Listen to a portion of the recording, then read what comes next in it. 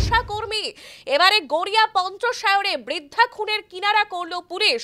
গ্রেফতার বৃদ্ধার আয়া আশালতা সর্দার।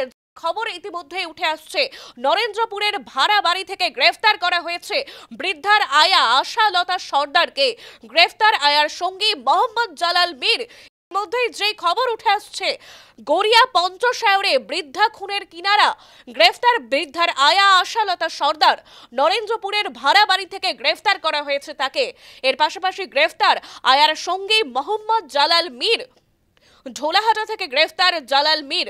লুঠের উদ্দেশ্যে খুন বলে অনুমান পুলিশের। বৃদ্ধা খুনের কিনারা। এবারে গড়িয়া পঞ্চশায়রে বৃদ্ধা খুনের কিনারা করল পুলিশ। গ্রেফতার করা হলো বৃদ্ধার আয়া আশালতা সর্দার এবং তার সঙ্গী মোহাম্মদ জালাল মীরকে। ঢোলাহাটা থেকে গ্রেফতার জালাল মীর। লুঠের উদ্দেশ্যে খুন বলে অনুমান পুলিশের। বিস্তারিত জানাবে টেলিফোন লাইনে রয়েছে আমাদের প্রতিনিধি মমিতা মিত্র। মমিতা, এবারে গড়িয়া পঞ্চশায়রে বৃদ্ধা খুনে গ্রেফতার হলো তারই আয়া এবং তার সঙ্গী, কি জানতে পারছো?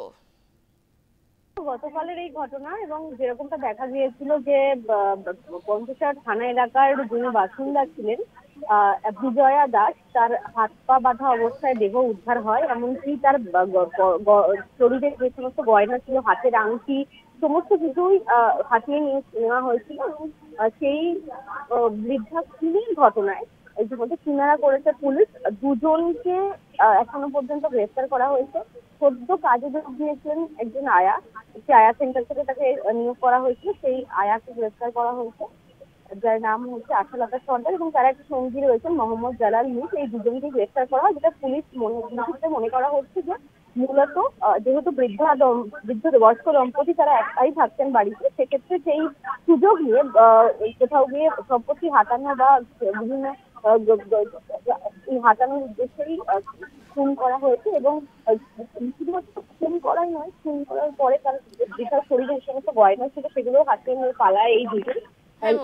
যিনি আয়া রয়েছেন আশালতা সর্দার, তাকে নরেন্দ্রপুর তার ভাড়া বাড়ি থেকে গ্রেফতার করা হয় এবং তার সঙ্গীকে ঢোলাহাট থানা এলাকা থেকে গ্রেফতার করা হয়েছে। একেবারে ধন্যবাদ মমিতা। আমরা কথা বলছিলাম আমাদের প্রতিনিধি মমিতা মিত্রর সঙ্গে। গড়িয়া পঞ্চশায়রে বৃদ্ধা খুনের কিনারা করল পুলিশ। গ্রেফতার হলেন বৃদ্ধার আয়া আশালতা সর্দার এবং তার সঙ্গী। নরেন্দ্রপুরের ভাড়া বাড়ি থেকে গ্রেফতার করা হয়েছে বৃদ্ধার আয়া আশালতা সর্দারকে এবং এর পাশাপাশি ঢোলাহাটা থেকে গ্রেফতার করা হয়েছে আয়ার সঙ্গী মোহাম্মদ জালাল মীরকে।